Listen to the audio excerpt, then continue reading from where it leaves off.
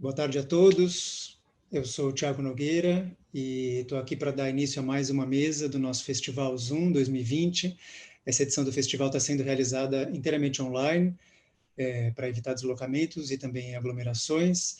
E isso, para nós, é um desafio, mas é também um privilégio, porque faz com que nós podemos contar no festival com mais convidados de outras partes, não só do Brasil, de outras partes do mundo, e também com uma audiência mais inclusiva, porque ela não se limita apenas às pessoas que moram em São Paulo, mas ela se expande para além de São Paulo e para as outras regiões do Brasil. É um prazer enorme abrir essa mesa e fazer a conversa dessa mesa. Eu estou aqui com o Alfredo Jar, um artista importantíssimo. Queria agradecer muito a presença do Alfredo e a generosidade dele de partilhar o trabalho e de conversar um pouco com a gente. Queria dizer que essa mesa, o festival, né, começou ontem e segue amanhã, com mais duas mesas bastante importantes, uma mesa às 15h com a artista Teresa Margolis e a curadora Gabriela Rangel, e uma mesa às 17h com a dupla Denilson Baniwa e Ailton Krenak. Esse festival está inteiro disponível no YouTube depois da mesa, então para quem quiser depois assistir ou rever alguma dessas mesas, é só entrar no canal da Zoom, revistazoom.com.br, e entrar no YouTube para assisti-la. O festival também comemora o lançamento da nossa revista. A gente acabou de receber a Zoom 19, e é uma edição bastante poderosa, com uma capa muito forte, e a gente está celebrando também, junto com o festival, a chegada dessa nova edição. Para começar aqui a conversa, eu não vou apresentar muito o Alfredo, porque ele vai apresentar um pouco o próprio trabalho, e eu acho que ele é a melhor pessoa para fazer isso. Vou apenas dizer que o Alfredo nasceu no Chile e mora há muitos anos já em Nova York, né? Ele deixou o Chile, estudou arquitetura no Chile, estudou também cinema, e deixou o Chile em 1982, durante a ditadura do Pinochet, e desde então mora em Nova York. Produziu muitos trabalhos em mídias variadas, né, em fotografia, instalações, e de uma certa maneira, vem dando uma contribuição muito poderosa para a história da fotografia, justamente porque ele trata da política que governa a produção das imagens, a circulação das imagens, e também da nossa responsabilidade como espectadores na hora de receber essas imagens e de nos posicionar diante delas, de entender o que elas de fato significam. Então, acho que ao longo de muitos anos o Alfredo vem realizando pequenos, como ele chama de pequenos experimentos artísticos de representação, para tentar expor essas engrenagens, para nos ajudar a refletir e construir uma espécie de alfabetização no campo das imagens. E essa uma reflexão que vem se tornando cada vez mais importante, ainda mais na situação que a gente vive hoje, de totalmente dominado por imagem, rodeados por imagem, né? Então, eu queria agradecer muito ao Alfredo por ter topado esse convite, dizer que vocês podem fazer perguntas no chat, aí, tanto no Zoom quanto no YouTube, e essas perguntas depois são repassadas a mim e ao Alfredo para a gente continuar a conversa. A dinâmica aqui é um pouco, o Alfredo vai apresentar alguns trabalhos e a gente vai conversar um pouco, depois apresentar mais alguns trabalhos e a gente continua conversando. Então, Alfredo, muito obrigado por ter aceitado esse convite e passo a palavra para você. A palavra. Muito obrigado, Tiago. É um prazer muito grande estar aqui com vocês e dentro do Festival Zoom. Para mim é uma honra. Obrigado a todos os que estão nos vendo ao redor do mundo. Vou fazer uma apresentação em 4 segmentos e após cada uma teremos uma conversa específica com o Tiago sobre cada segmento. Eu vou compartilhar a tela então. Como o Tiago sugeriu, nós vivemos num mundo e estamos bombardeados por imagens que nos atacam sem dó e sem aviso. E essas imagens nos oferecem uma imagem do mundo. É através dessas imagens que nós nos movemos no mundo. E existem imagens que são mais poderosas do que outras. Esta é uma imagem histórica que marcou uma mudança na história do mundo e que nos afetou muito a todos. Isto ocorreu, é claro, no dia 11 de setembro de 2001. Mas para mim, que nasci no Chile, também existiu um outro 11 de setembro, mas em 1973. E também nele apareceram imagens inesquecíveis que marcaram a história. Aqui, por exemplo, temos estas imagens. Esta é a imagem de Salvador Allende, presidente do Chile, então, no Palácio da Moeda, palácio presidencial de governo do Chile, e é a última imagem que se teve de Allende antes de ele ser assassinado pelas tropas do general Pinochet. Esta é uma imagem que não se apaga da memória, da imaginação da maioria dos chilenos. A outra imagem importante que temos na nossa memória é esta. É o Palácio Presidencial da Moeda, sob o ataque de bombas. Esta é uma imagem muito poderosa que mudou a história da minha geração e mudou a história do meu país. São imagens de pesadelo que ficam para sempre num canto da nossa memória. Eu quis fazer um experimento com esta imagem e perguntei a mim mesmo como artista, é possível mudar a memória?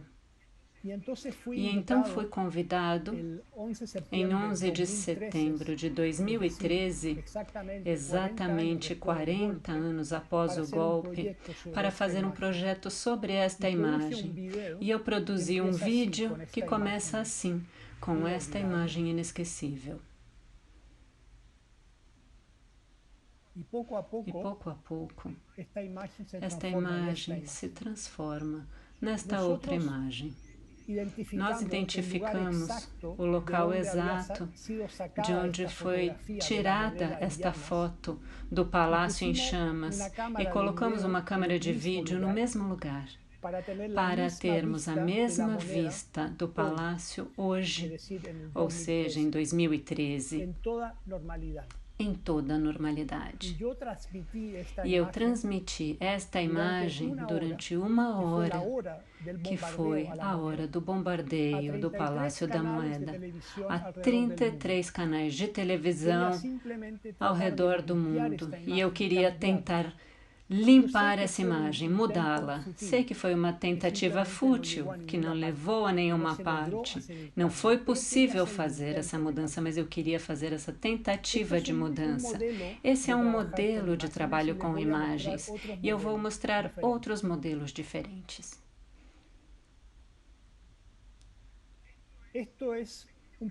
Este é um pequeno calendário da Coca-Cola, uma folhinha de 1973. E atrás diz datas para lembrar, para recordar.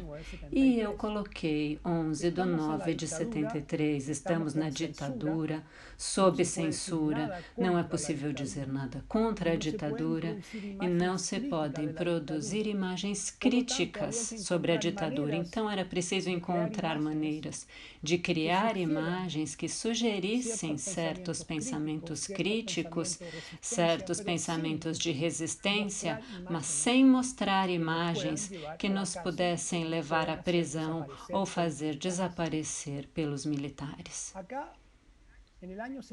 Aqui no ano de 74, eu criei um calendário da Coca-Cola.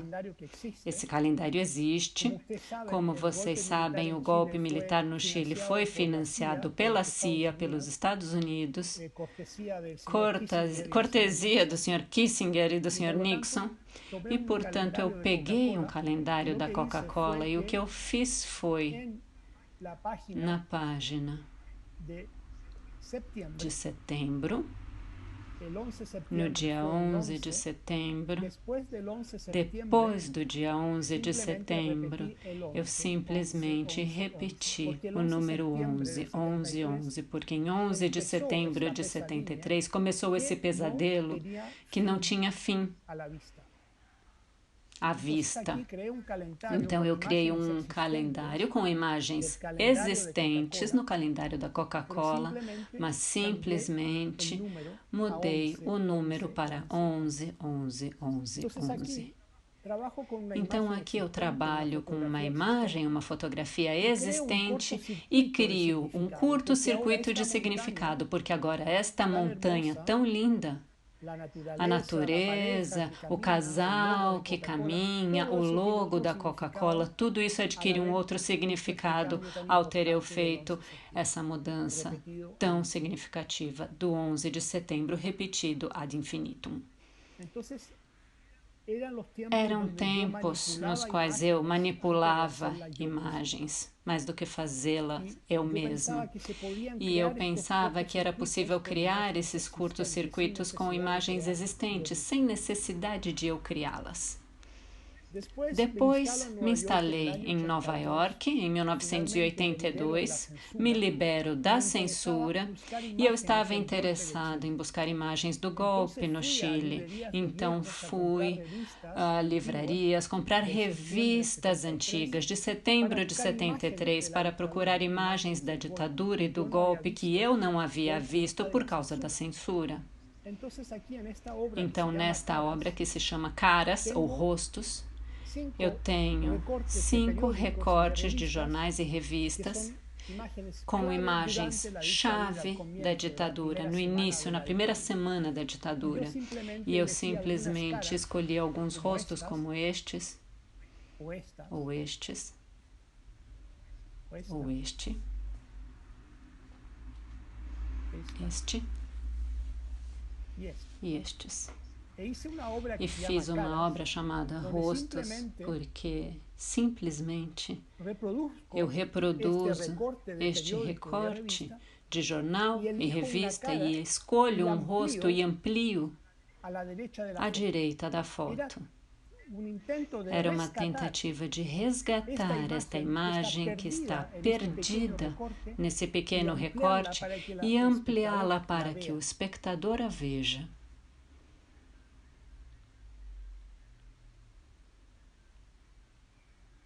Quando vemos uma imagem, por exemplo, aqui temos um rapaz semi-escondido atrás do capacete do militar.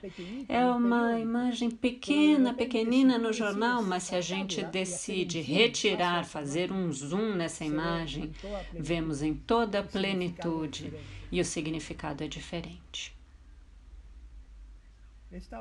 Esta obra se chama Rostos. Não tem texto, não tem explicação alguma.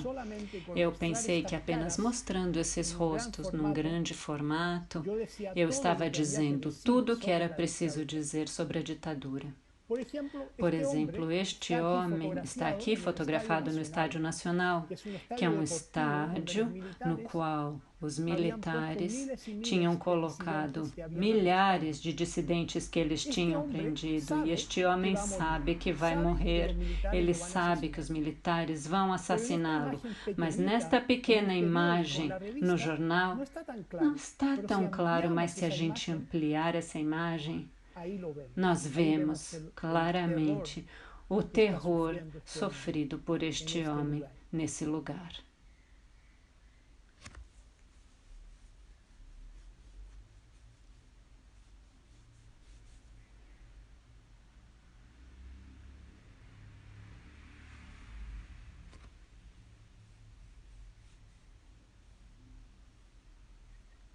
Por exemplo, aqui temos uma imagem à esquerda, que é o funeral de Pablo Neruda, e é uma menina cujo rosto mal se vê do lado direito, escondida entre 2 homens. Portanto, quando vemos esta imagem reproduzida na revista, não enxergamos. Mas quando eu retiro e amplio, ela aparece e é a imagem mais triste do mundo. Mas nós não vimos essa imagem quando ela estava ali. Então a minha tentativa era de focar em certas imagens que existem, mas tratar de revelar, tentar revelar alguns detalhes que não conseguimos ver. Novamente, repito, estas imagens não são minhas, eu me aproprio, tento manipulá-las e me apropriar delas como material próprio. Chamei esta obra de Rostos. No ano de 1984, houve um acidente na Índia, numa região chamada Bhopal, um grande complexo industrial, Union Carbide, onde houve um acidente, um vazamento de gás, e morreram milhares de indianos que trabalhavam nessa fábrica e moravam na região. Milhares de pessoas ficaram cegas e foi um acidente provocado pelo descaso desta fábrica norte-americana chamada Union Carbide. Mais de 15 mil pessoas morreram neste acidente industrial.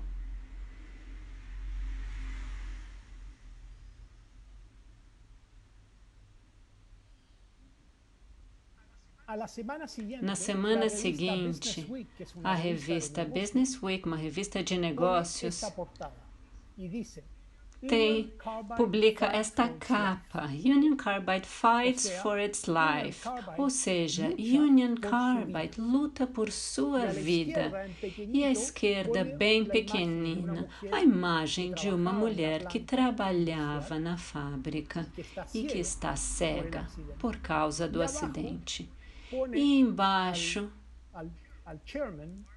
está a foto do chairman, o diretor da empresa, e sua foto é muito maior.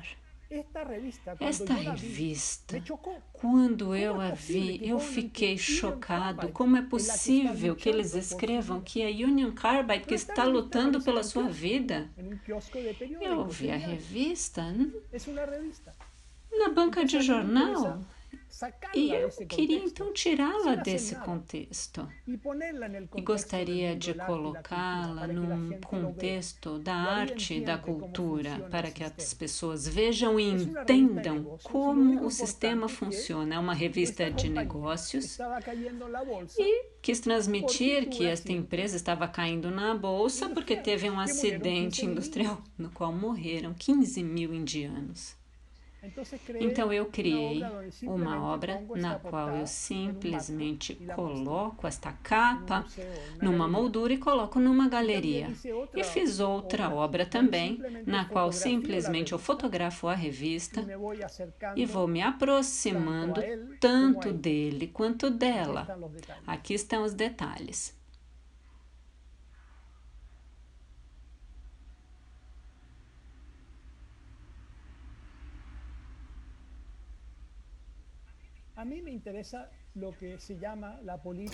Eu me interesso pela política das imagens, não sou fotógrafo.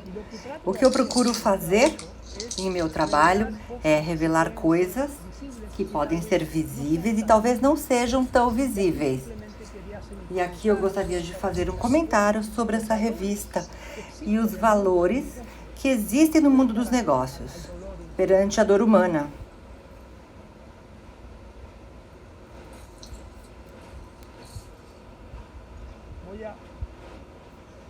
Vou me deter por aqui. Esta seria a primeira parte. E vou parar de compartilhar para ter um bate-papo com o Thiago sobre essa primeira sessão, onde eu uso imagens que não são próprias e procuro visibilizar essas imagens para a audiência. Revelar alguns elementos que são, na minha opinião, necessários tornar visíveis.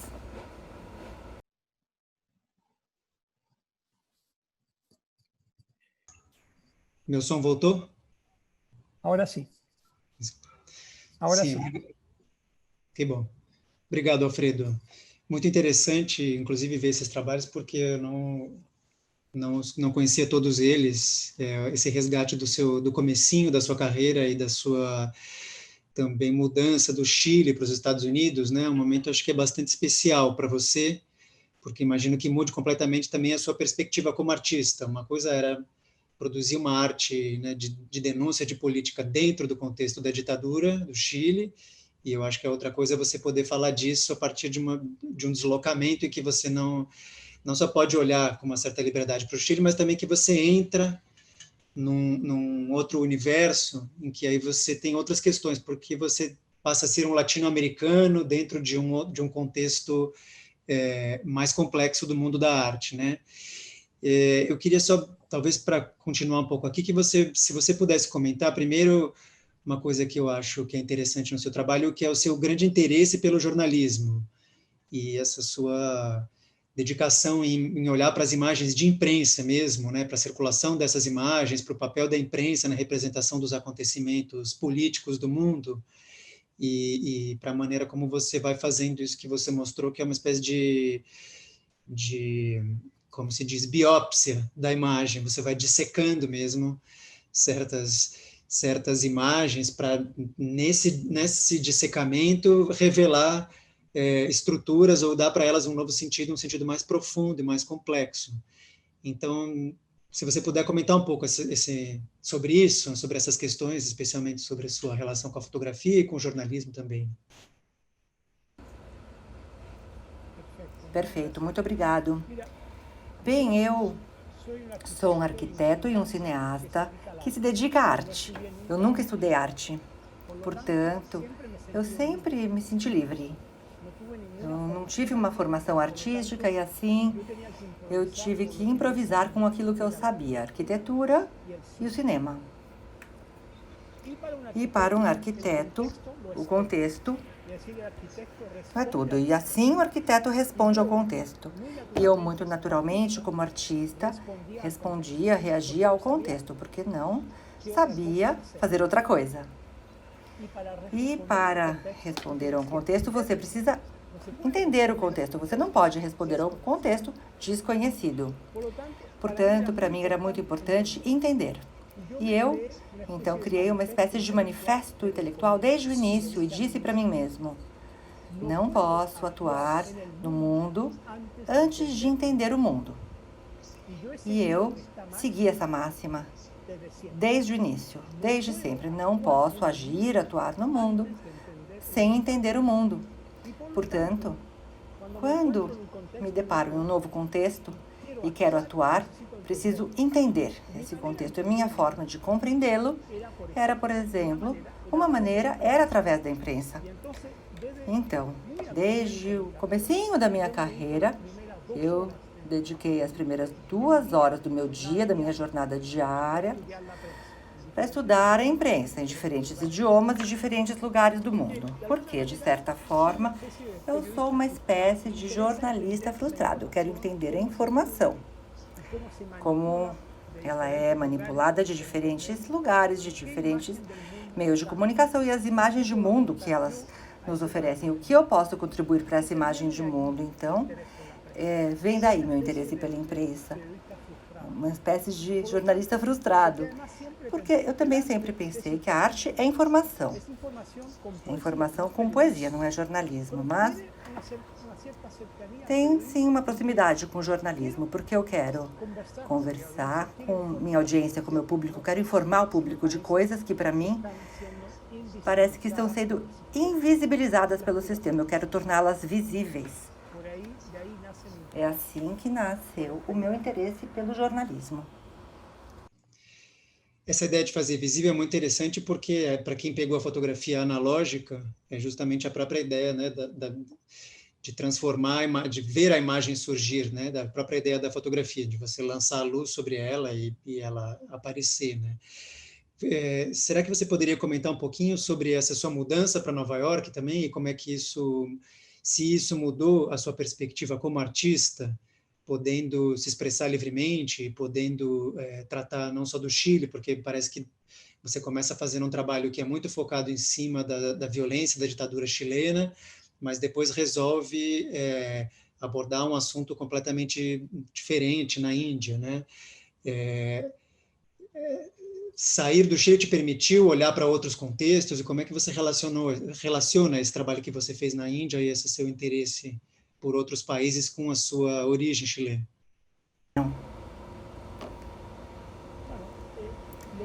Bem, o que eu ganhei quando me instalei em Nova York foi recuperar o espaço natural de liberdade do mundo da arte.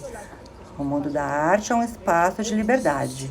Hoje, É o último espaço de liberdade que nos resta, na verdade. Mas esse espaço de liberdade eu não tinha no Chile por causa da ditadura. Vivíamos sob censura. E pior que censura, autocensura. Ou seja, tinha medo, porque nós poderíamos desaparecer nas mãos dos militares e assim nos autocensurávamos. Assim, esse era um problema gravíssimo. Quando eu cheguei a Nova York, finalmente, essa censura deixou de existir. Eu me senti livre nos primeiros anos, evidentemente.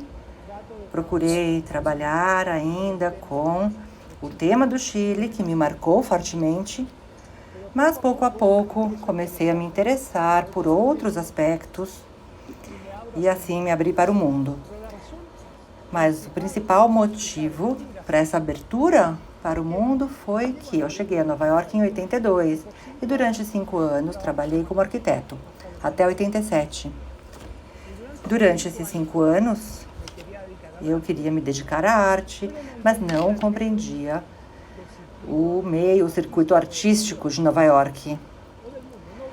Não entendia e queria entender aquele circuito. Portanto, enquanto eu me dedicava à arquitetura, comecei a estudar o mundo da arte em Nova York. Fui para todas as exposições, todos os museus, todos os congressos, assinei todas as revistas de artes, queria entender antes de agir. E no final desse período de aprendizagem, de querer entender o mundo da arte para poder agir, eu descobri 2 coisas. Primeiro, que Nova York era o centro do mundo. Naquela época, nos anos 80, realmente era o centro do mundo. Tinha artistas extraordinários, exposições extraordinárias e instituições extraordinárias, museus e galerias.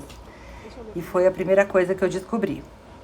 Mas a segunda coisa que eu descobri foi que era uma cena muito provinciana, totalmente provinciana. Os artistas falavam deles mesmos, olhavam para o próprio umbigo e o mundo não existia.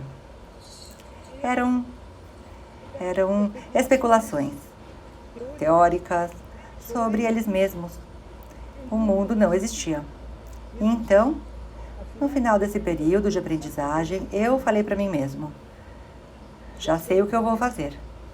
Quero tentar trazer o mundo para o mundo da arte de Nova York. Então, foi assim. Eu comecei a pesquisar certas partes do mundo e o primeiro lugar que eu escolhi foi, de fato, o Brasil, como você sabe. Eu fiz um grande projeto em Serra Pelada. Comecei a trabalhar com esse assunto da extração de ouro, garimpo, um projeto que é muito conhecido no Brasil, então eu decidi não mostrá-lo hoje, infelizmente, mas essa foi minha primeira grande viagem. Eu saí para fazer essa pesquisa com minha câmera muito primitiva e fiz um projeto, então, sobre aquilo que estava acontecendo no Brasil na época. Foi assim que eu comecei a minha carreira internacional. Mas, de fato, esse foi o modelo que eu usei, baseado naquilo que eu descobri em Nova York, o que me levou a Ruanda, que foi o segundo projeto que eu quero mostrar agora. Então, se você achar adequado, falarei de Ruanda. ¿Está bien? Muy bien, sigamos entonces.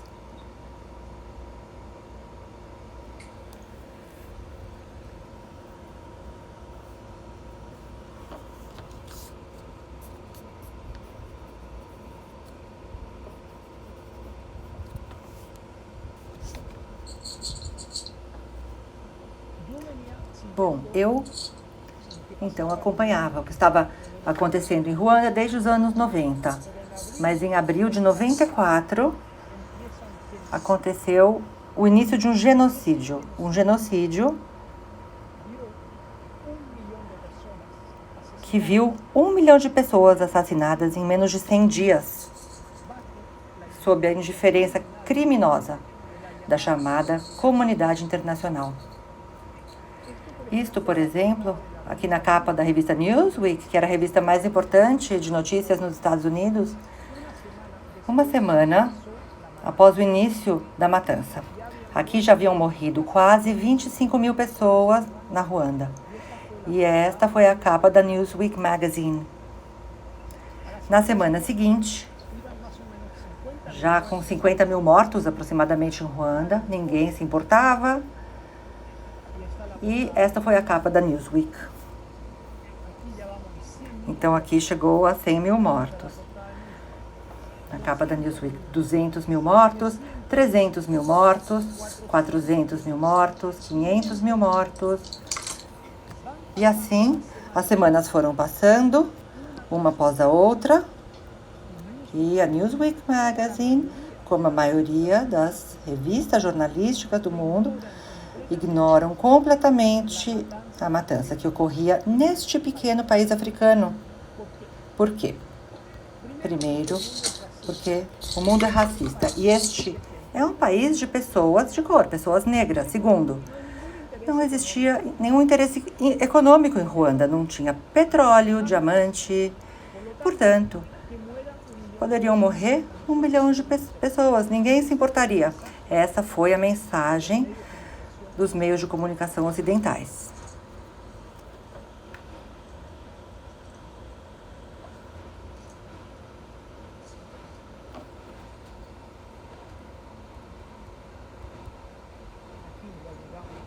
Aqui já chegou a 1 milhão de pessoas mortas. Depois surgiu a cólera.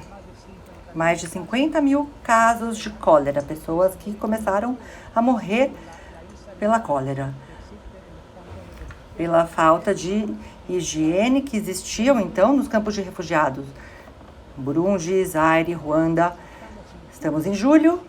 18 de julho de 94. O genocídio começou dia 4 de abril.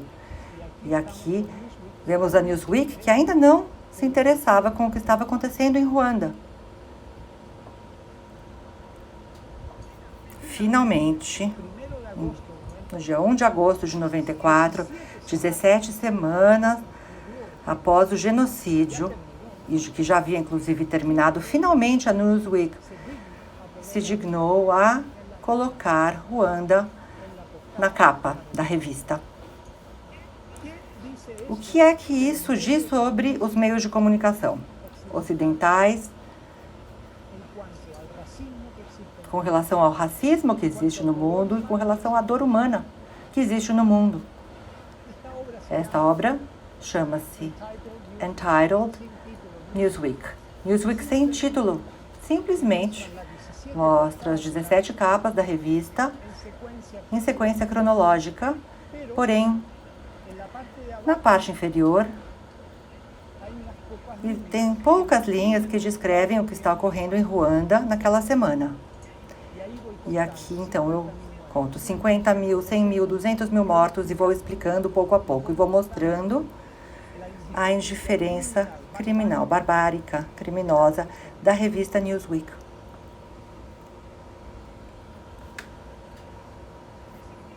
Esse foi o começo do meu projeto em Ruanda. Eu fui a Ruanda para ser testemunha, para testemunhar aquela parte final do genocídio. Eu não resisti. O fato que a imprensa não tinha interesse neste assunto, nessa dor humana de 1 milhão de pessoas sendo assassinadas. Este projeto chama-se Real Pictures. E aqui voltei a Nova York, depois da viagem a Ruanda, com mais de 4 mil fotografias de Ruanda.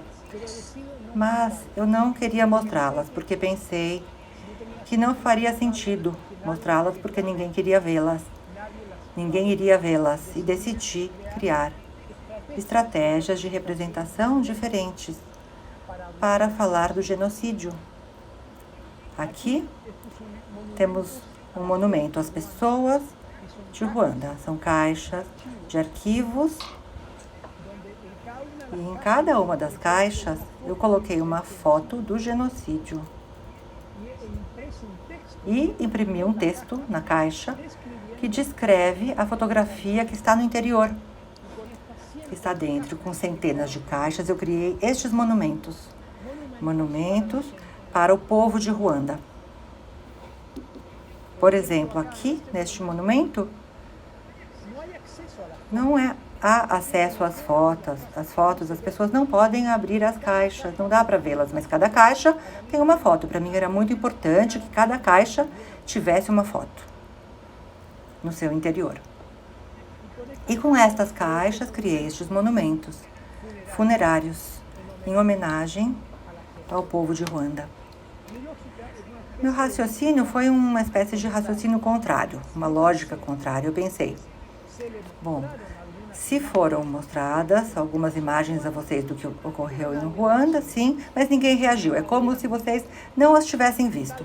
Talvez agora, se eu não as mostrar, talvez vocês consigam vê-las melhor. Era uma lógica totalmente absurda. E aqui diz, Igreja de Natarama, Nyamata, Ruanda, 40 quilômetros ao sul de Kigali, segunda-feira, 29 de agosto de 94. Esta fotografia mostra Benjamin Musisi, de 50 anos, que estava parado na porta da igreja, entre vários corpos que estão espalhados no chão, saindo em direção à luz. Mais de 400 homens, mulheres e crianças tutsis que tinham ido a essa igreja em busca de refúgio foram assassinados durante a missa dominical. Benjamin olha diretamente para a câmera e tenta lembrar daquilo que a câmera viu. Ele pediu para ser fotografado entre os mortos. Ele queria mostrar aos seus amigos em Kampala, Uganda, que as atrocidades eram reais e que ele tinha visto o resultado. Então, dentro dessa caixa está a foto do Benjamin, que não veremos, que está aqui, mas nós não a veremos, precisamente procurando usar esta estratégia contrária para que ela seja melhor vista.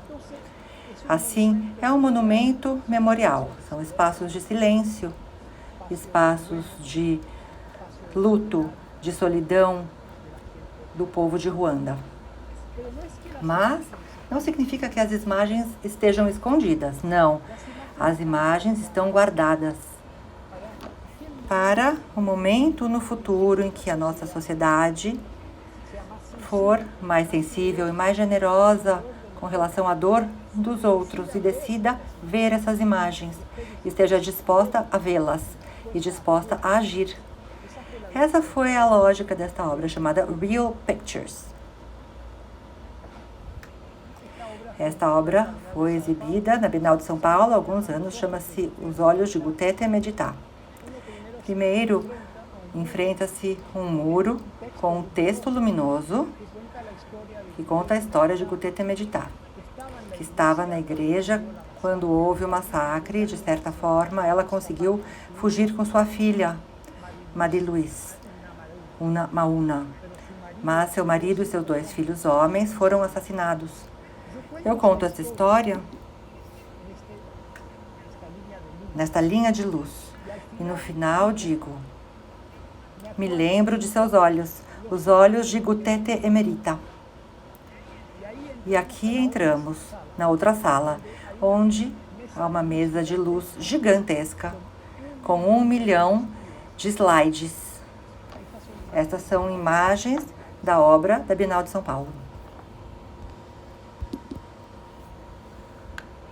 Vemos então aqui esta montanha, esta pilha de slides e percebemos que tem lupas em volta.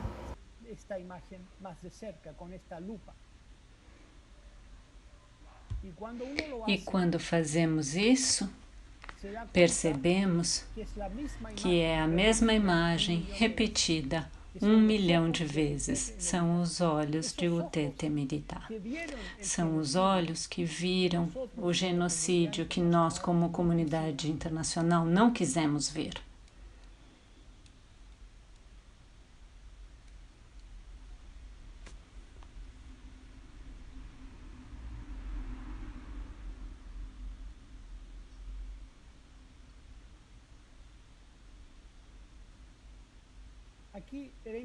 Aqui era importante reduzir a escala do crime, porque se falarmos de 1 milhão de vítimas, de 1 milhão de mortos, é muito abstrato.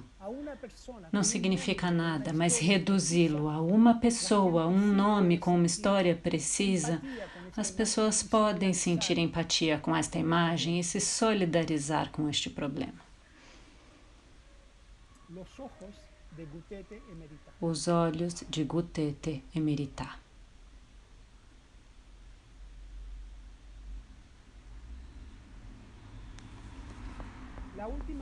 A última obra que eu quero mostrar de Ruanda se chama 6 Segundos e é uma caixa de luz muito grande, 1,20 m por 1,80 m aproximadamente, e esta é uma imagem fora de foco e é mostrada assim numa caixa de luz. Trata-se de uma menina que eu conheci num campo de refugiados e ela tinha testemunhado a morte de seus pais. E eu queria conversar com ela e fazer um retrato, então eu me aproximei dela, mas não cheguei a perguntar nada. Ela estava muito nervosa, ela virou as costas e foi embora e eu não pude falar com ela. Então, de forma instintiva, espontânea, eu estava com minha pequena câmera pendurada no pescoço e eu simplesmente apertei o botão para tirar uma foto e saiu esta foto totalmente fora de foco.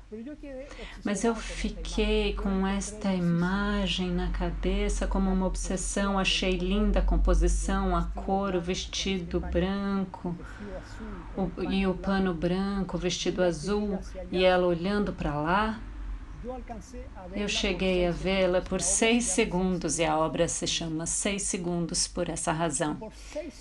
E durante 6 anos eu fiquei olhando para esta foto sem decidir o que fazer com ela. E como estava fora de foco, eu não ficava confortável de usar essa imagem, até que cheguei na realização, ou até eu perceber que eu estava enganado e que esta talvez fosse a imagem mais importante do projeto Ruanda. Eu fiz 25 projetos diferentes em 6 anos e esta é a última obra do projeto Ruanda. E pensei, mas Alfredo, no fundo, quando você tenta contar uma história sobre alguém, a outra pessoa que você não conhece, no fundo, tudo o que você faz está sempre fora de foco. E, portanto, eu encontrei a explicação e a justificação de por que esta imagem era importante. 6 segundos, a última do projeto Ruanda. Eu vou parar por aqui, então, e vou tirar a minha tela do compartilhamento para conversarmos com o Tiago.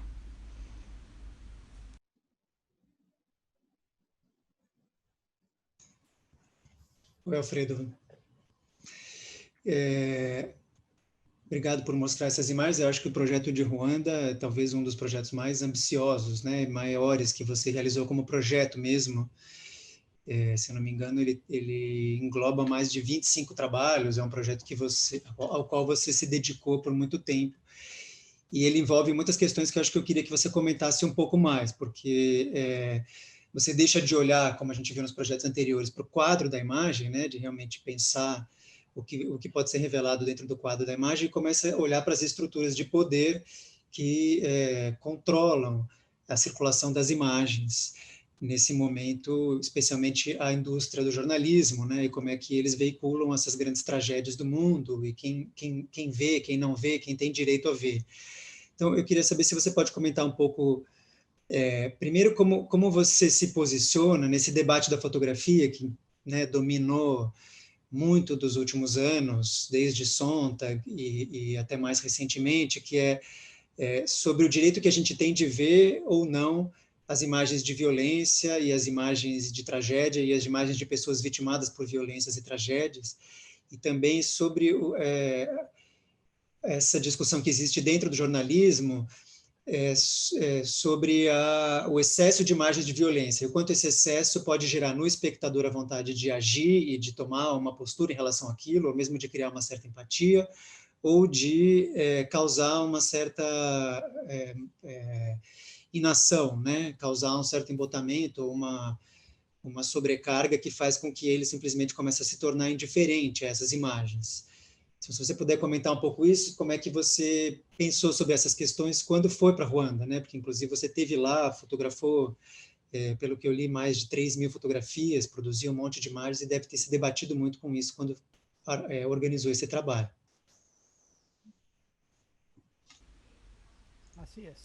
Isso mesmo. É o grande dilema que existe ainda hoje no jornalismo mundial. Eu me lembro que quando ocorreu o 11 de setembro em Nova York, em 2001, algo notório aconteceu na imprensa dos Estados Unidos. Nós nunca vimos uma vítima sequer. Não vimos. Das mais de 3.000 mortos nas Torres Gêmeas, nunca vimos uma vítima impressa em foto. Por quê? Porque eram norte-americanos e era a imprensa norte-americana. E essa mesma imprensa que durante toda a sua história nunca duvidou em reproduzir milhares e milhares de imagens dos mortos no Iraque, na Síria, na Palestina, em todos os países do mundo onde há tragédias políticas ou de outro tipo, nunca tiveram problema algum em reproduzir essas imagens. Porém, quando a violência impactou os Estados Unidos, então subitamente nasceu na imprensa norte-americana o respeito por esses corpos humanos, porque eram próprios. Esse foi um momento chave da história do jornalismo internacional e do uso da fotografia internacional. Para responder mais diretamente à sua pergunta, Tiago, eu acho que o problema não é a abundância de imagens. Eu acho que as imagens são importantes. As imagens são necessárias. Para mim, as imagens são pegadas, as últimas pegadas que ficam da nossa humanidade. Elas dizem, eu me importo com isso que aconteceu e quero compartilhar com você. Então não é um problema ter muitas imagens. O problema é a falta de contexto. O que os meios de comunicação fazem é descontextualizar a imagem e assim a destroem. Então, as imagens de dor estão perdidas, estão afogadas num mar de consumo. E esse é o problema. O que eu peço é que me mostrem o que está acontecendo, que me expliquem a origem das imagens e por que essas imagens são importantes para mim.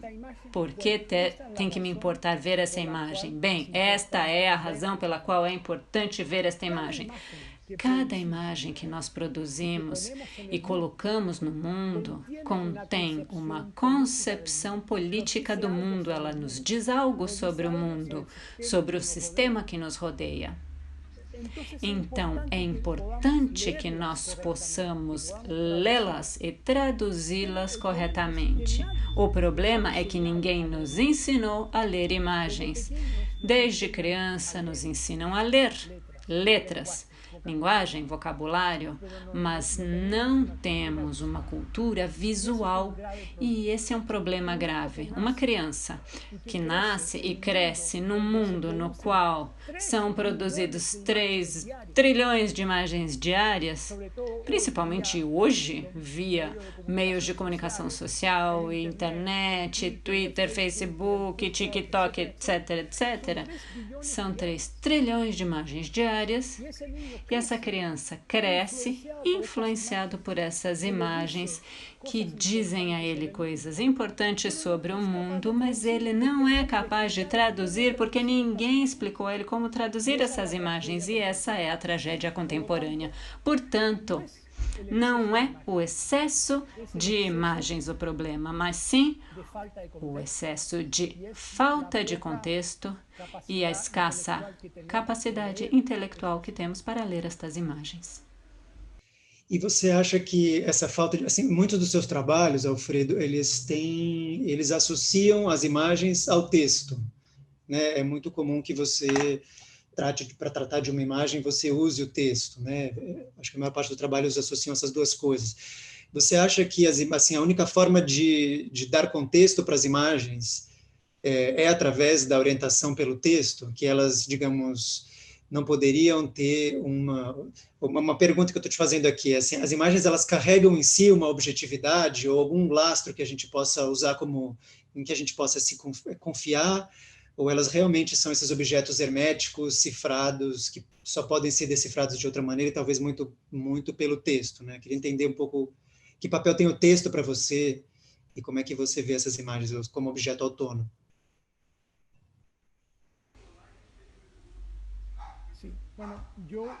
Sim, bom, eu no início, eu dependia muito do texto. Eu percebia que estas imagens eram poderosas, que estavam comunicando claramente certas coisas, mas que a audiência, de modo geral, tinha dificuldade para interpretá-las, traduzi-las. E nessa época da minha carreira, eu recorria muito ao texto. E algumas vezes eu eliminava a imagem e colocava apenas texto. E o texto era para ajudar a ler a imagem, a entender a imagem, dirigir o olhar do espectador para certo sentido. Mas Ruanda mudou tudo. Eu tive uma crise com a imagem a partir de Ruanda e o meu trabalho pode ser dividido em antes e depois de Ruanda. E eu fiz um esforço de utilizar menos texto para tentar recuperar certa autonomia da imagem, mas não deixá-las nunca sozinhas. Criar uma mise-en-scène para que a imagem pudesse falar mais claramente, sem desviar o sentido original da imagem, mas sim para fazê-lo mais claro, mais visível. E foi isso que eu tentei fazer. Depois eu fiz vários exercícios desse tipo. Isto se faz com alguns deslocamentos, alguns gestos em torno da imagem, sem texto, e por vezes simplesmente eliminando por completo a imagem para poder revelar a verdade de certas imagens, e disso falaremos na próxima sessão que vou mostrar agora. Vamos avançar então para a próxima? Acho que vale a pena. Perfeito. Esta obra se chama Searching for Africa in Life, em busca da África na Life, na revista Life. Eu me refiro a uma revista norte-americana chamada Life, criada pelo fundador da revista Time, que é um grande produtor de revistas e jornais nos Estados Unidos. Esta revista nasceu no ano de 1936 e acabou em 96. E aqui nós temos todas as capas da revista Life na sua vida completa. Life foi criada, segundo seu fundador, para ver a vida, para ver o mundo. E então, este senhor, Henry Luce, ele praticamente inventou o fotojornalismo. Ele enviou jornalistas para todas as partes do mundo para trazerem reportagens fotográficas e mostrarem para os norte-americanos o que era o mundo. Uma revista que ficou muito famosa e tinha milhões de americanos que tinham assinaturas dessa revista. Ela ficou muito popular. Os primeiros anos eram preto e branco. Aos poucos foi chegando a cor para a capa da revista. E aqui temos as 2.256 capas da revista Life. Este é o último painel e as últimas capas da história da revista aqui. O título da obra diz tudo: Searching for Africa in Life, em busca da África em Life. Quer dizer, se a gente olhar as capas uma a uma muito cuidadosamente, a gente pode descobrir 5 ou 6 dedicadas à África. Só isso.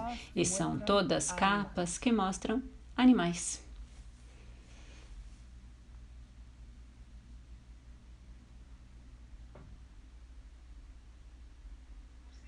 Ou seja,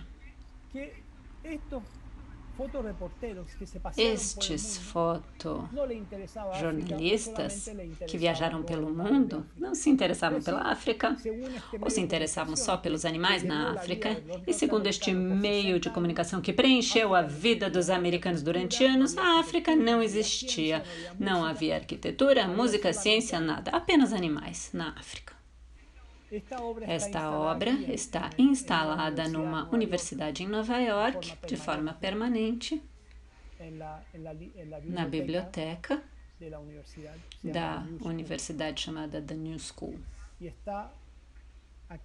E está aqui no acesso à biblioteca, onde os estudantes vão retirar os livros. Essa é a moldura da obra. Esse é o contexto midiático no qual nós vivemos. É um contexto absolutamente racista, capaz de ignorar um continente durante 60 anos. Como se explica a tragédia de Ruanda, onde morreram 1 milhão de pessoas em 100 dias? Por esse contexto midiático no qual vivemos, que nos dá uma ideia do mundo muito precisa, que ignora outras realidades. Então aqui, eu não faço nada, apenas apresento de forma muito sistemática estas capas e com o título, que são 5 palavras, eu digo tudo. Buscando a África em Life. Esta é outra obra da mesma época, meados dos anos 90. E esta é também uma página dupla da revista Life, precisamente, que mostra o funeral de Martin Luther King, que foi um ativista negro que lutou pelos direitos humanos dos negros dos Estados Unidos. E aqui está seu funeral, porque, como sabemos, ele foi assassinado. Esta é uma foto muito famosa de Gordon Parks, um fotógrafo norte-americano muito famoso, também negro, muito conhecido na história da fotografia nos Estados Unidos. E esta é uma fotografia magnífica que mostra seu funeral. Mas eu, justamente quando fiz o projeto sobre a revista Life, eu me deparei com esta imagem e fiquei alucinado com esta imagem, porque quando a estudamos, não vê nenhum branco. E isso me chocou. Eu pensei, como é possível? Morre Martin Luther King, o líder dos direitos civis negros nos Estados Unidos, assassinado, e não vai nenhum branco no funeral. Como isso é possível? Então, eu quis representar isso. No segundo painel, eu simplesmente reproduzo a mesma fotografia com uma pátina branca, mas é possível enxergar a fotografia original por trás e coloco círculos negros sobre as cabeças de todos os participantes afro-americanos que foram ao funeral. E no terceiro painel, também com uma pátina branca, podemos ver a fotografia por trás, e eu busquei os poucos rostos brancos que havia e coloquei pontinhos vermelhos para mostrar o contraste entre a quantidade de negros e brancos neste funeral. Eu confesso que exagerei alguns pontinhos vermelhos, não eram tantos, eu acrescentei alguns. O que faz esta obra, então? Ela permite que esta imagem seja lida. Com o sistema dos pontinhos de cor, tento explicar o que eu estou vendo nesta imagem. Finalmente, uma obra de alguns anos depois, eu descobri este texto de Ansel Adams, um grande fotógrafo norte-americano, que diz: você não tira uma fotografia, você a faz. E eu me identifiquei imediatamente com este texto, porque uma fotografia não é algo gratuito. não é obra do azar, é uma coisa que a gente decide fazer no momento preciso, diante de algo específico. Quando eu faço uma fotografia, eu estou fotografando isto. Estou ignorando o que está à esquerda, estou ignorando o que está à direita, estou ignorando o que está acima, estou ignorando o que está abaixo. Eu quero mostrar isto neste momento preciso. E isto tem que ser um ato responsável, porque cada fotografia contém uma concepção do mundo e estamos dizendo algo para o mundo. Então, pareceu-me que era uma ideia magnífica e eu decidi criar esta obra na qual não apenas o texto está numa caixa de luz, mas está numa pilha de posters que as pessoas podem levar para casa. E no final de cada dia, a gente repõe os posters que foram retirados para que sempre haja um cubo. Mas a ideia é fazer que este texto circule por casas e instituições, pelas ruas, para insistir na importância da fotografia, que ela não é inocente, é um ato responsável de significado. Essa seria o final da terceira parte. Vou encerrar aqui para que conversemos com Tiago. Alfredo, eu me lembrei vendo esse último seu trabalho, de uma das discussões que eu acho que são mais interessantes e poderosas que vêm sendo feitas hoje no campo da imagem, né? Quando você diz, a gente não tira uma fotografia, a gente faz uma fotografia, né? Como uma fotografia sendo construída a partir de uma reflexão, muitas vezes de um produto, de uma relação. No festival do ano passado, por exemplo, a gente recebeu a professora Ariela Zulay, que vem sendo uma crítica muito contundente sobre a história da fotografia, né? E que denuncia, de uma certa forma, o jornalismo como uma atividade empresarial que abriu espaço nesses países, né? Que documentou a violência, mas a partir também de um sistema de violência, né? Que era a imposição de um projeto colonialista que permitiu com que os jornalistas circulassem pelo mundo e extraíssem essas imagens e construíssem essas denúncias. Obviamente é uma provocação forte que coloca de uma certa forma, rever um pouco o legado do fotojornalismo do século XX, né, que foi tão importante em muitos momentos, mas que também foi abusivo em outros. Então eu queria só aproveitar esse último trabalho para te ouvir um pouco sobre isso, se você tem acompanhado essas discussões mais recentes e essa revisão da história do século XX para pensar o século XXI em outras perspectivas de como as imagens realmente são construídas, né, a partir de relações de troca ou de relações, enfim, mais complexas do que a relação do jornalismo. Como é que você vê o fotojornalismo hoje e o futuro, né? E inclusive, se eu puder já emendar aqui, eu sei que é uma questão um pouco complexa, mas essa mudança, você trabalhou muito no contexto da mídia impressa, né, que dominava a informação, e também da televisão. E agora a gente mudou para um outro contexto em que a gente tem as redes sociais, as grandes empresas de tecnologia, né, dominando a circulação da imagem. Isso também, eu acho que é uma mudança muito grande. Como é que você vê essas duas transições no campo da imagem? Muito bem. De fato, a situação está mudando para melhor e para pior. Ou seja, nova tecnologia que tem um potencial enorme de provocar essa mudança tão necessária para nos tirar dessa visão neocolonial que ainda existe do mundo, através dos meios de comunicação que são dominados por grandes conglomerados capitalistas no mundo todo, mudar essa imagem. Mas, ao mesmo tempo, criamos um monstro, o monstro da internet, onde justamente aparecem notícias falsas que circulam com a mesma força que circulam outras notícias, que são mais verdadeiras. Em realidade, estamos em um momento no qual não sabemos como controlar ambos. E o Facebook, o Twitter, Snap, TikTok, têm um poder extraordinário sobre nossas vidas. E são empresários que estão por trás dessas grandes empresas globais, multinacionais, que ganham dinheiro.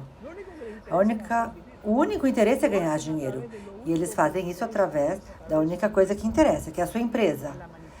E pela manipulação de imagens e verdades. Winston Churchill dizia que a história é escrita pelos vencedores.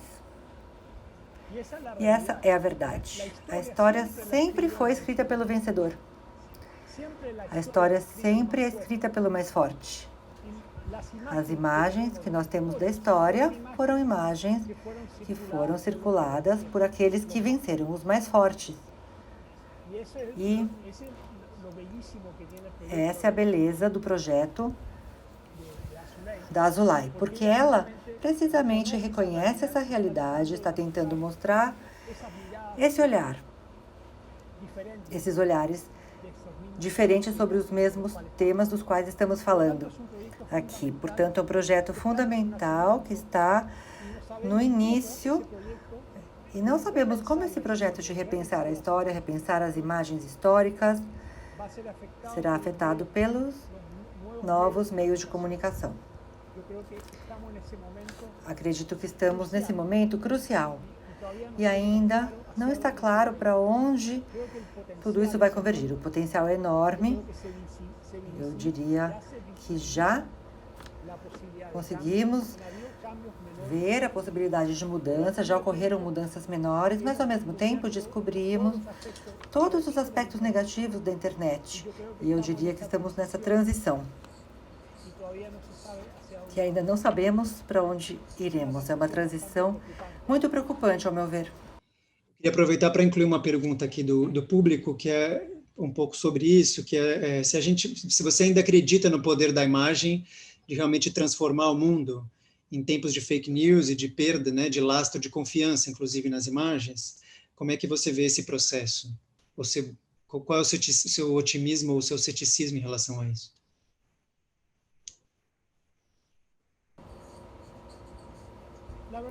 Bom, na verdade, eu não sei qual é a resposta.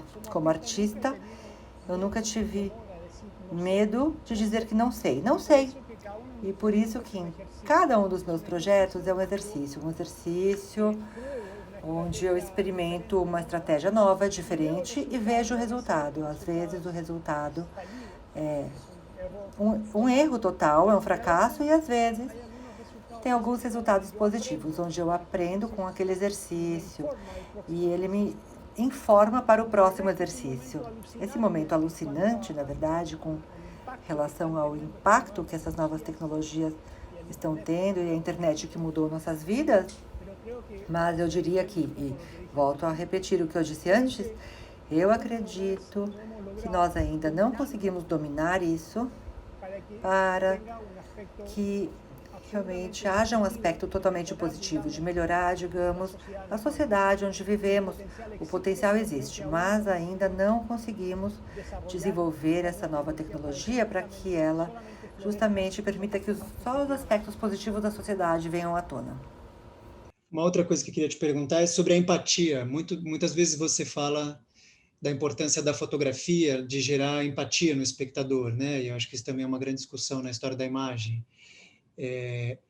Eu queria saber um pouco como é que você lida com essa ideia da empatia, se você acha que a empatia ela é suficiente para transformar o mundo, né? Ou para causar, ou para chamar as pessoas para agir em função de alguma coisa, porque a imagem, enfim, já foi um instrumento de mobilização muito grande, mas com todas essas redes sociais isso vem se transformando. Quer dizer, muitas vezes só empatia eu tenho a impressão de que não resolve, porque as pessoas precisam, de alguma maneira, agir de uma forma mais intensa. Então, se você pudesse comentar um pouco mais o papel da imagem e dessa relação que você tenta construir com a empatia.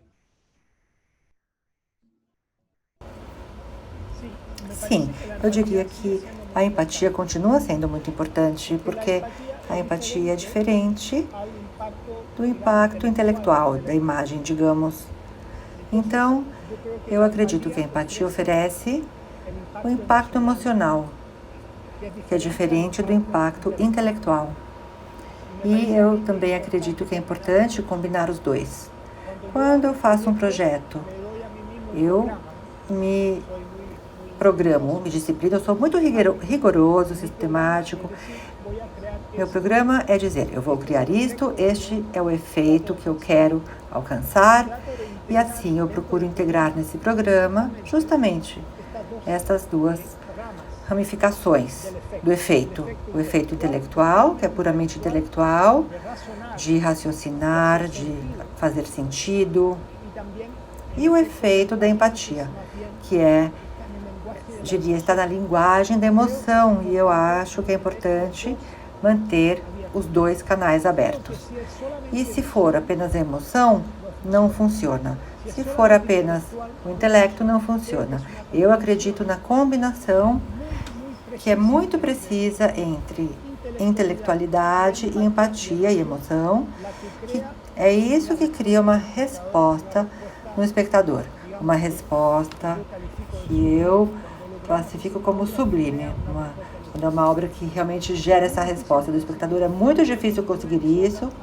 Eu acho que ninguém ainda conseguiu esse equilíbrio perfeito, mas é o que eu busco, o que eu procuro conseguir. Eu proponho, então, terminar com o último projeto agora, que é também outra estratégia de trabalhar com imagens ou sem imagens.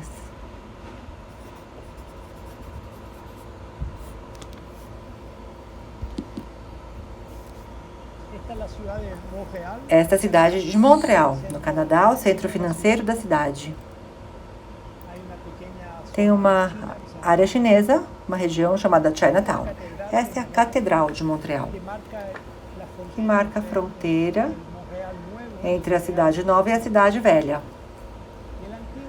A Cidade Velha é uma região para pedestres, com lojas, cafés, restaurantes, lojas, é muito turístico. Uma escala muito mais humana. E a cidade me convidou para participar de um projeto público e ofereceu este edifício chamado A Cúpula para fazer um projeto. A Cúpula foi a sede do Parlamento canadense, mas houve um incêndio e aí ela foi reconstruída porque é um monumento nacional e voltou a ter um incêndio uma segunda vez. Foi reconstruída e houve um terceiro incêndio. Quarto, quinto, foram 5 incêndios na sua história. Cada vez ela foi reconstruída porque é um monumento nacional. Mas, após o 5º incêndio, o Parlamento canadense mudou para outro edifício e este continua totalmente vazio. É uma torre com mais ou menos 9 andares de altura e o governo, então, me convidou para fazer um projeto aqui. Esta é uma igreja, eu estou no teto de uma igreja que fica a 100 metros da torre. E eu queria ver o alcance dessas janelas na parte superior da cúpula. E percebi que poderia enxergar mais ou menos até 10 quarteirões em volta. Fui 7 vezes a Montreal, procurando entender o contexto da cidade antes de agir. Como eu expliquei, antes de agir no mundo, eu preciso entender o mundo. E eu queria entender qual era a essência deste lugar e o que eu poderia fazer, o que eu poderia dizer neste lugar. Depois de 7 viagens a essa cidade, de 3 dias, uma semana, 10 dias, eu não conseguia entender o que fazer neste lugar. E um dia eu caminhava de volta para a cúpula e vi um pequeno caminhão. Percebi que havia 3 homens tirando caixas de verduras e comida do caminhão. Eu me aproximei, curioso, e o furgão tinha uma inscrição que dizia: "Juntos podemos aliviar a fome". E assim eu fiquei mais curioso ainda. Descobri a porta desse lugar, apertei o botão e percebi que era um lugar para pessoas sem teto, pessoas que não têm casa, não têm onde morar. E essas pessoas são recebidas aqui, onde elas podem tomar café da manhã, almoçar, jantar, sem perguntas. 1.500 pessoas de uma vez. Eu conversei com o diretor desse local, desse abrigo, para o sem-teto. E ele falou que havia mais 2 abrigos iguais, na mesma região. E eu fui visitar esses abrigos. E aqui na entrada da igreja tinha outro abrigo, o abrigo dos jovens, onde eles acolhem 900 jovens todos os meses. Eles recebem um armário, uma cama, um chuveiro, podem ficar 2 semanas no local até encontrarem uma casa. E finalmente aqui uma casa muito grande chamada Casa do Padre, é uma vila com pequenas áreas que são oferecidas para famílias inteiras, que podem permanecer aí até 3 semanas, podem viver aí 3 semanas. Eu fiquei chocado com a quantidade de pessoas sem teto em Montreal, uma das cidades mais ricas do continente americano. E que tem um inverno, um clima muito difícil. O inverno em Montreal é muito duro, com muita neve. Fiquei chocado por ser uma cidade tão rica com 15 mil pessoas sem casa. Assim comecei a conversar com as pessoas que viviam nesses lugares, as pessoas sem teto. Todos diziam a mesma coisa. Bom, vejo que você tem uma câmera, você é fotógrafo, mas por favor, não me fotografe. Eu não quero ser representado como alguém que não tem casa. Eu tenho minha dignidade. Eu tenho orgulho de mim mesmo. Não quero sair numa foto assim, como um sem teto. Mas eles também diziam que eles eram invisíveis. Diziam, olha, nós saímos para a rua para pedir esmola e ninguém nos enxerga. Somos parte do mobiliário urbano, somos totalmente ignorados, como se fôssemos invisíveis. E isso foi muito doloroso e muito alucinante para mim, que eles se sentissem invisíveis e que não quisessem que eu os fotografasse. Então, decidi fazer um projeto para dar visibilidade às pessoas sem casa, sem teto, mas o desafio foi fazer isso sem usar fotografias, sem retratá-los. E nós fizemos o seguinte: dentro da cúpula instalamos 100 mil watts de luzes vermelhas. Assim, quando as luzes acendiam, a cúpula ficava vermelha por meio segundo apenas. E nós instalamos um dispositivo nos 3 abrigos. Aqui vemos o primeiro, onde tem uma foto da cúpula e um texto que informa a eles: olhem, se vocês querem que a cidade fique sabendo que vocês estão vindo a este abrigo, por favor, aperte esse botão. E a cúpula vai acender essa luz vermelha por meio segundo. Nós instalamos esse sistema nos 3 abrigos de pessoas sem teto. A ideia era transformar essa cúpula em um símbolo de dor, reproduzir metaforicamente um sinal de acidente que poderia ser visto de noite e de dia, um alerta. E o que aconteceu? As pessoas vinham para este bairro aqui, né? Essa parte da cidade, viam a cúpula de longe, antes de entrar num bar, num restaurante ou dançar, e de repente a cúpula tinha essa luz vermelha que indicava que mais uma pessoa sem casa estava entrando naquele lugar. E foi assim que nós começamos a falar das pessoas sem casa em Montreal. Toda a imprensa veio entrevistar as pessoas sem casa, porque realmente isso foi difundido entre todos na cidade. Começaram a entrevistar essas pessoas que contaram os seus relatos, como elas terminaram ficando sem casa. Os mais jovens decidiram se sentar ao lado do botão e passar a noite inteira apertando o botão, porque eles queriam que a luz ficasse acendendo a noite inteira para continuar chamando a atenção de toda a cidade sobre aquele estado das pessoas sem casa, sem teto. E assim, os outros 14 abrigos de Montreal também quiseram trabalhar conosco e se conectar com a torre, para que essa torre fosse a torre da vergonha da cidade, que permite que existam 15 mil pessoas sem casa em uma cidade tão rica. Mas, infelizmente, o prefeito da cidade disse chega e encerrou o projeto. E assim, com esse projeto, Eu queria fazer um retrato dos sem casa, mas sem usar fotos. Toda vez que aquela luz vermelha acendia, seria mais uma pessoa sem casa que entrou num lugar, num abrigo, porque não tinha casa nessa cidade tão rica. Além disso, a luz vermelha sugere o fogo. O fogo que destruiu essa cúpula, essa torre, 5 vezes na sua história. Mas agora, não há uma ameaça de fogo sobre essa torre. A ameaça é que nossa sociedade, a sociedade canadense, permite que 15 mil pessoas não tenham uma casa para morar, um lugar para ir à noite. O nome da obra é Luzes na Cidade. E para mim, este é um retrato fotográfico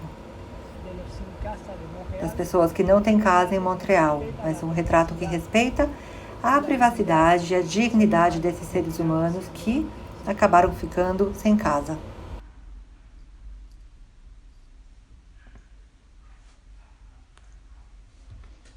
Esse seria, então, o quarto e último segmento da minha apresentação de hoje. Projeto bonito, Alfredo. Não conhecia esse projeto. É realmente muito inspirador, porque ele justamente é um retrato invisível, né? Um retrato do invisível, mantendo a invisibilidade da fotografia. Isso me leva a pensar uma frase que você falou recentemente numa entrevista, e uma leitora que está pedindo para você comentar um pouco mais, que é: deve haver um jeito de a gente falar do sofrimento sem fazer com que a vítima desse sofrimento sofra novamente. Eu acho que você está se perguntando justamente sobre isso, né? Como é que a gente fala sobre a opressão, a violência, sem repetir essa opressão e sem repetir esse sofrimento de quem sofre a opressão. Você poderia comentar um pouco mais sobre essa declaração sua e sobre como é que você vê e pensa isso no seu trabalho? Muito obrigado pela pergunta. De fato, é o grande dilema ao qual me enfrento e não tenho resposta. Efetivamente, eu acho que é possível falar de violência sem violentar a vítima, falar do racismo sem repetir o racismo, falar de pobreza sem humilhar as vítimas da pobreza. Estou certo de que há formas de fazê-lo. No caso de Luzes na Cidade de Montreal, eu consegui chamar a atenção da cidade para estas pessoas invisíveis sem mostrá-los. E acho que esse é um pouco o modelo. Mas a obra falhou no sentido de que eu não consegui que a sociedade desse uma casa, um refúgio para essas pessoas, mas pelo menos demos visibilidade a elas através de uma ferramenta que os respeitava sua dignidade e sua privacidade. Tenho certeza de que há formas de fazê-lo. E eu fiz projetos em muitos lugares do mundo com esta intenção. Acho que a maioria falhou, mas eu continuo o ensinamento de Beckett, que dizia: falhe ainda melhor, porque é a única maneira de aprender. Por isso eu classifico cada um dos meus projetos como exercícios de representação, e a maior parte deles falhos ou falidos, mas eles perseguem o objetivo que eu quero alcançar. Queria juntar aqui mais um par de perguntas que surgiram sobre o mundo da arte, mais especificamente. Você deu uma declaração de que tem uma relação esquizofrênica com o mundo da arte e que às vezes tem um pé fora e às vezes tem um pé dentro. Queria te pedir para comentar um pouco essa declaração. Também juntar aqui com uma pergunta que nos fizeram, se as imagens que te impactam mais hoje continuam sendo as imagens do noticiário ou são imagens do meio da arte. E, por fim, ainda nesse assunto do mundo da arte, fazer uma outra pergunta que nos fizeram aqui, que é: quando você trabalha com imagens apropriadas nos seus trabalhos, como é que você lida com a relação de direito autoral dessas imagens, né? Se você avisa os autores, você, quando vende uma obra, compartilha parte desse rendimento com os autores das imagens. Se você puder comentar um pouco essas 3 dimensões mais do mercado, né, da instituição da arte. Perfecto.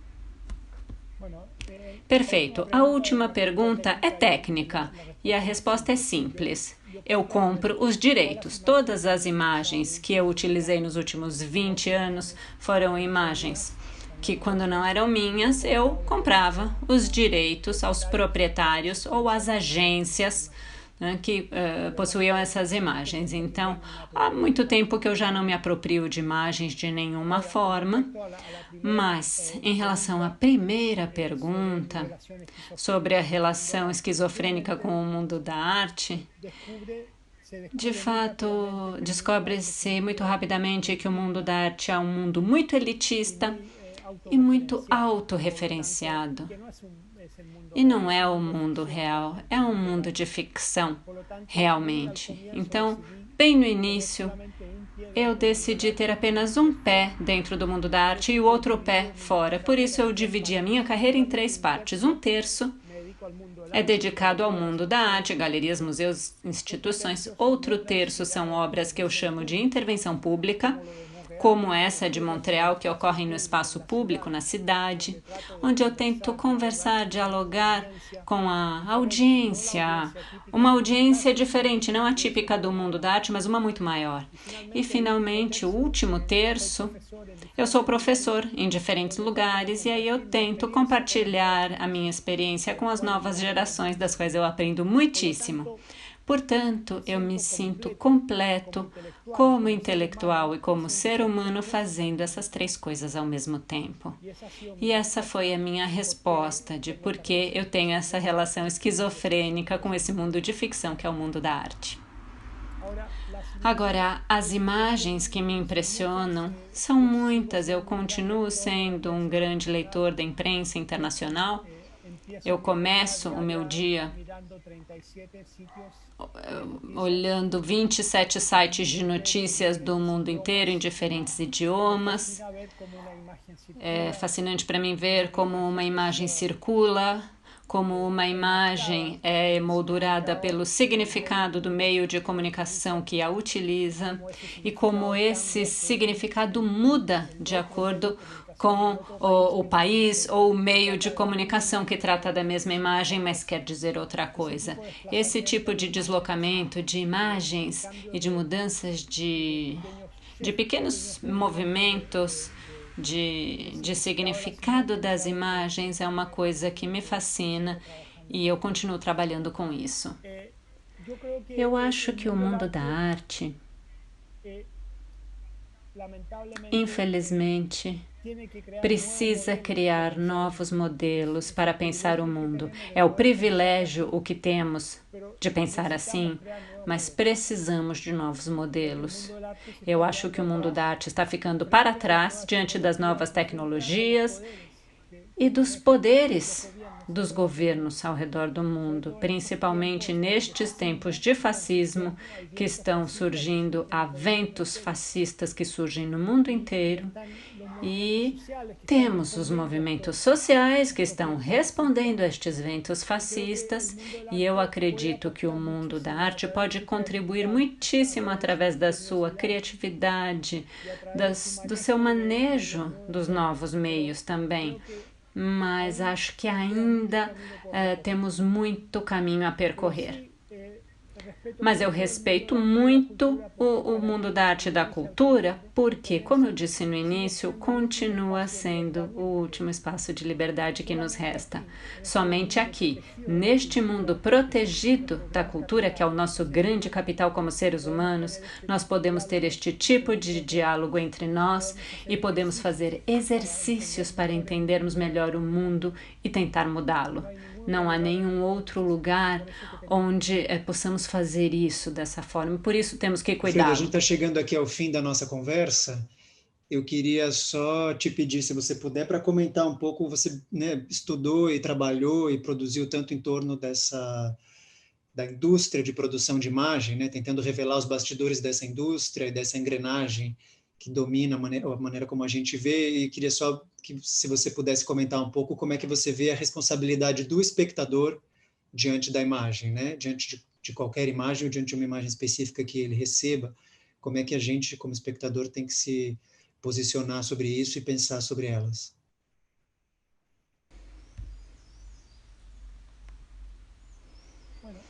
Bom, a responsabilidade do espectador é gigantesca. É a mesma responsabilidade que o artista tem. Mas o problema é que essa responsabilidade do espectador não está sendo ativada pela obra do artista. E por quê? Porque a arte é comunicação. Mas comunicação não significa enviar uma mensagem. Isso não é comunicação.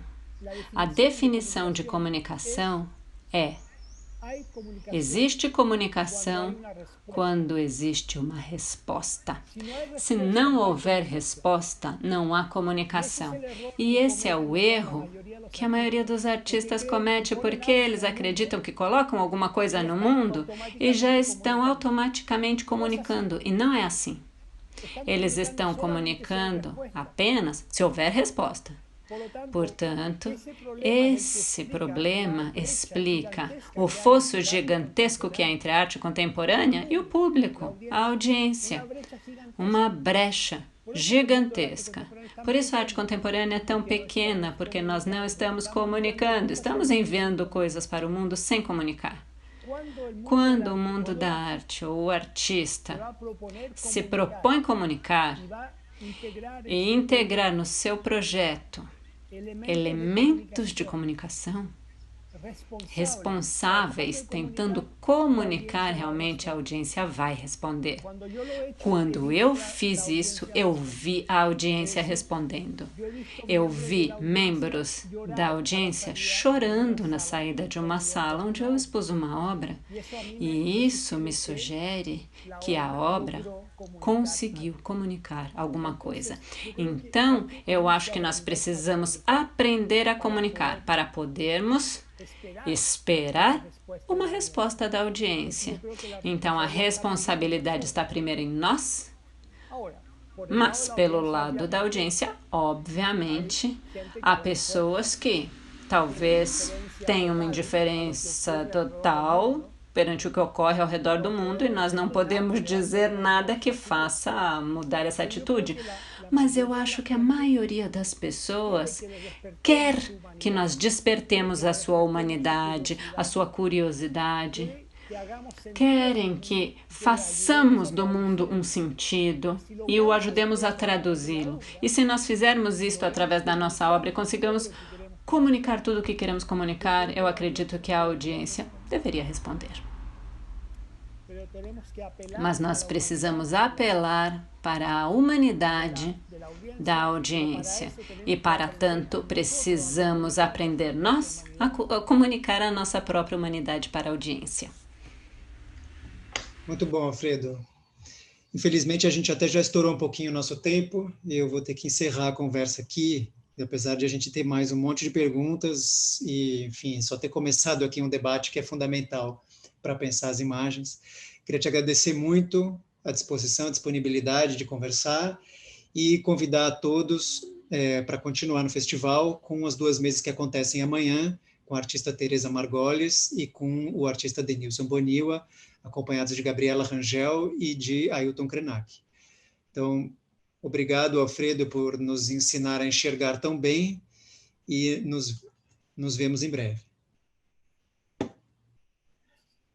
Fue un gran placer. Muchas gracias a ti, Tiago. Un gran abrazo a todos.